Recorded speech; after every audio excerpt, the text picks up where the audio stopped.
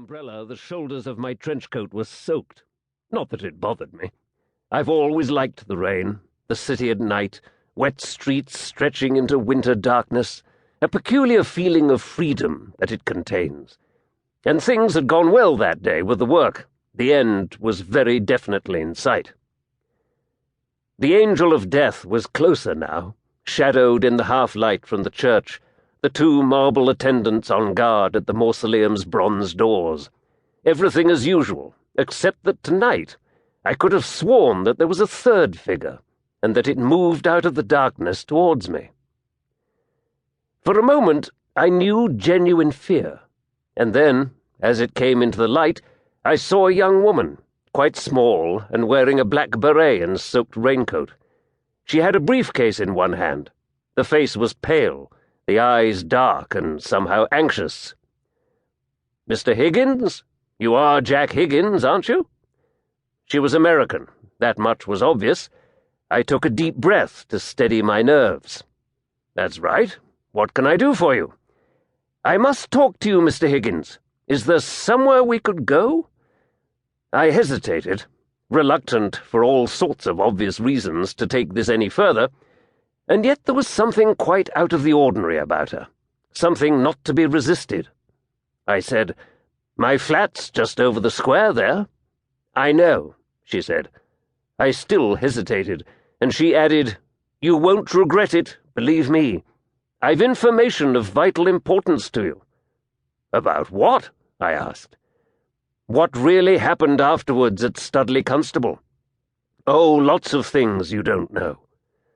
Which was enough. I took her arm and said, "Right, let's get in out of this damn rain before you catch your death, and you can tell me what the hell this is all about."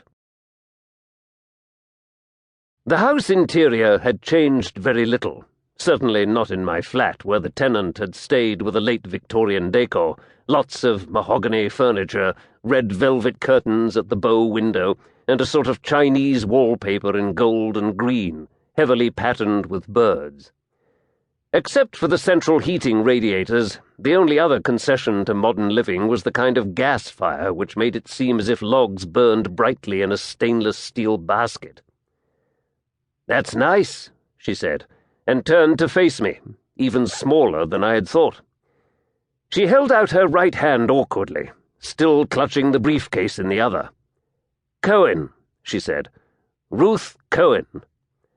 I said, "Let's have that coat. I'll put it in front of one of the radiators." "Thank you." She fumbled at her belt with one hand, and I laughed and took the briefcase from her. "Here, let me."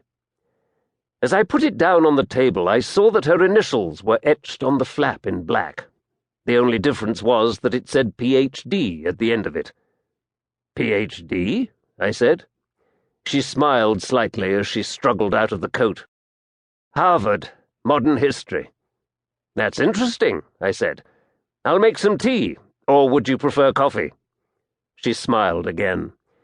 6 months post-doc at London University, Mr. Higgins. I'd very definitely prefer your tea."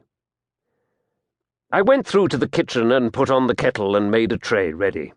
I lit a cigarette as I waited and turned to find her leaning on the doorway, arms folded. "Your thesis," I said, "for your doctorate. What was the subject?" "Certain aspects of the Third Reich in the Second World War." "Interesting." "Cohen, are you Jewish?" I turned to make the tea. "My father was a German Jew. He survived Auschwitz and made it to the U.S., but died the year after I was born." I could think of no more than the usual inadequate response, "I'm sorry." She stared at me blankly for a moment, then turned and went back to the sitting room.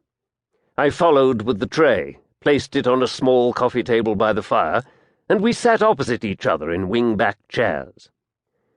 "Which explains your interest in the Third Reich," I said as I poured the tea. She frowned and took the cup of tea I handed her. "I'm just an historian, no axe to grind. My particular obsession is with the Abwehr, German military intelligence. Why they were so good, and why they were so bad at the same time. Admiral Wilhelm Canaris and his merry men?